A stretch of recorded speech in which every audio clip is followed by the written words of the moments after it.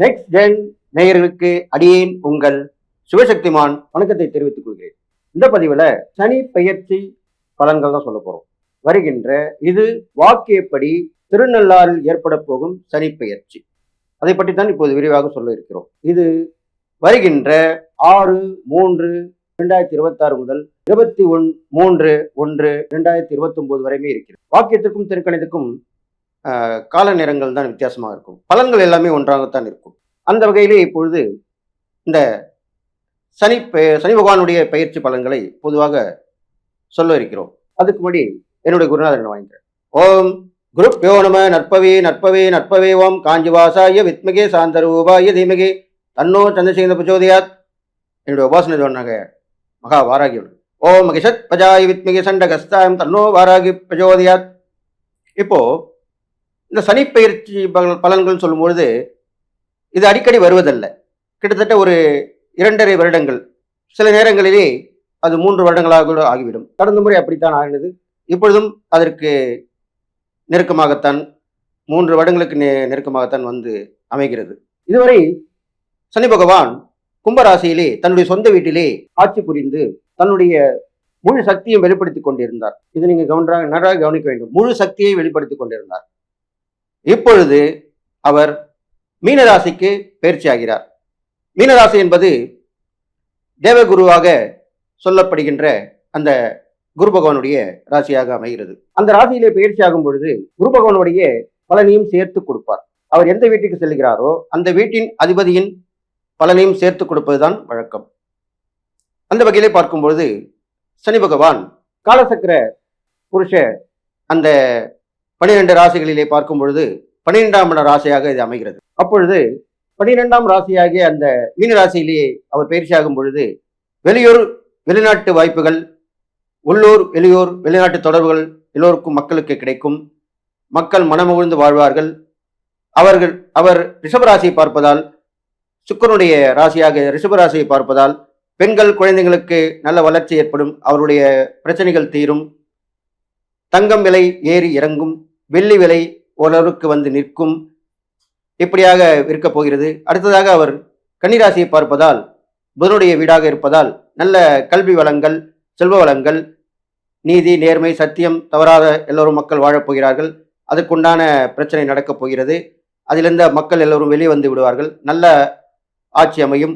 நல்ல மக்கள் எல்லா வளமும் நலம் பெற்று வாழப்போகிறார்கள். அடுத்ததாக தனுசு ராசியை பார்ப்பதால் அதுவும் குருவோட வீடுதான். அப்படி அந்த வகையில் பார்க்கும் பொழுது ஆன்மீகவாதிகள், மத போதகர்கள், ஜோதிடர்கள், ஆன்மீகத்தை தொழிலாக கொண்டவர்கள், இவர்கள் எல்லோருமே விழிப்புணர்வாக இருந்து மக்களுக்கும் விழிப்புணர்வு கொடுத்து நல்ல நிலைமை கொண்டு வரப் போகிறார்கள். ஆங்காங்கே நிறைய பேரிடர்கள் ஏற்படும். நிறைய வெயில், அதிகமான வெப்பம் ஏற்படும். மழை வெள்ளம் போல் காணும். புயல் அடிக்கடி வந்து பயமுறுத்தும். நிலநடுக்கங்கள், தீ விபத்துக்கள், போக்குவரத்து விபத்துகள் இதெல்லாமே நடக்கப் போகிறது என்று சொல்லி இப்பொழுது 12 ராசிகள் உண்டான சனி பகவானுடைய பயிற்சி பலன்களை பார்ப்போம்.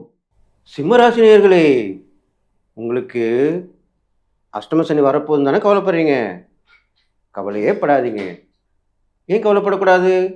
அதுக்குன்னு ஒரு பரிகாரம் இருக்குது, உபாயம் இருக்குது, தப்பிச்சுக்கலாம் அப்படின்னு சொல்லும்போது கவலைப்படக்கூடாது தானே? நீங்கள் கவனமாக கேளுங்க. இப்போ சொல்கிறேன். சிம்மராசிக்காரன் பார்த்தீங்கன்னாக்கா, இதனால் வரைக்கும் 7ஆம் இடத்துல சனி பகவான் 8ஆம் இடத்துக்கு வரப்போகிறார். அஷ்டம சனின்னு சொல்லுவாங்க. அகப்பட்டவனுக்கு அஷ்டம சனி அப்படின்னு சொல்லுவாங்க.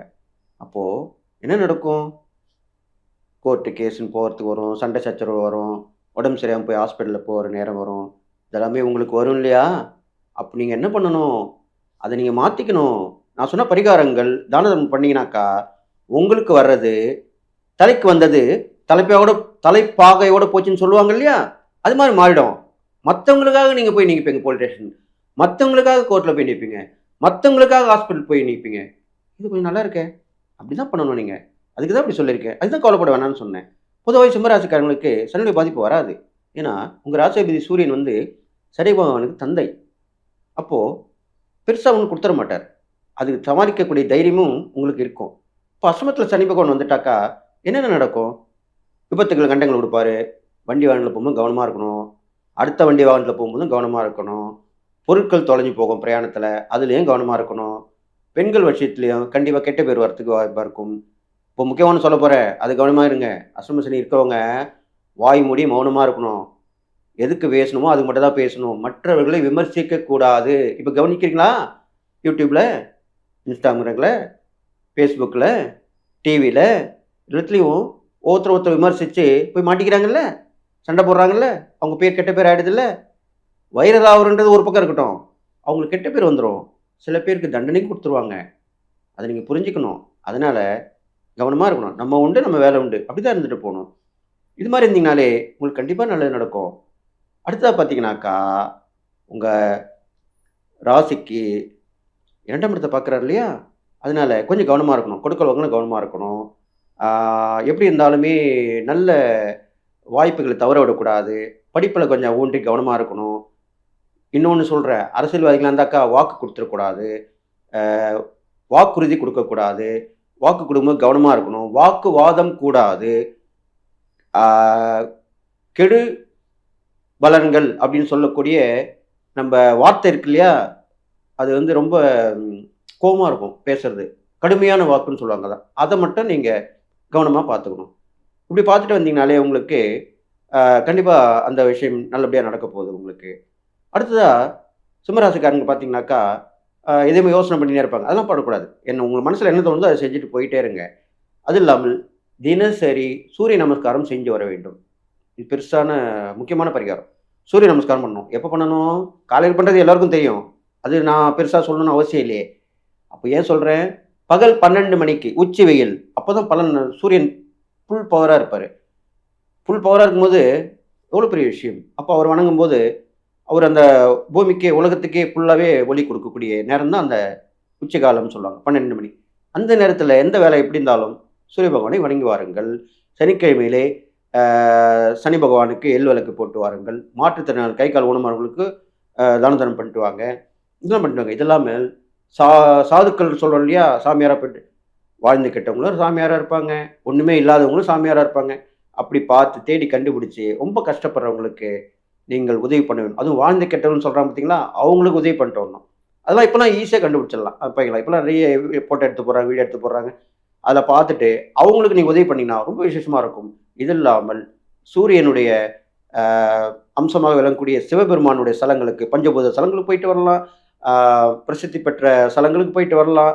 அப்புறம் பாடல் பெற்ற ஸ்தலங்கள்னு சொல்கிறோம் இல்லையா சிவபெருமானுக்கு, அந்த ஸ்தலங்களுக்கெல்லாம் போயிட்டு வரலாம். பழமையான சிவன் கோயில் போகணும். அப்போது ஞாயிற்றுக்கிழமையில் போயிட்டு வாங்க. நல்ல ராகு காலத்தில் வணங்கிட்டு வாங்க சிவபெருமானை. விளக்கு போட்டு வாங்க.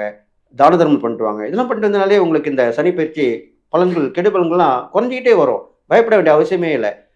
உங்களுக்கு பாதுகாப்பு கொடுக்கும். அப்படியே நேர் எதிர்மாற நல்லபடியாக மாறிடும். அதனால் நீங்கள் நான் சொன்ன இந்த பரிகாரங்கள் தான தர்மம் பண்ணிட்டு வந்தீங்கன்னா, இந்த சிம்மராசிக்காரங்களுக்கு அஷ்டம் சனி பாதிப்பு அவ்வளோவா இருக்கவே இருக்காது. குறைஞ்சிடும், மறைஞ்சிடும். நீங்கள் சந்தோஷமாக இருப்பீங்கன்னு சொல்லி, நீங்கள் இந்த சனி பயிற்சி காலகட்டத்திலே கவனமாக இருந்து பயணிக்கணும்.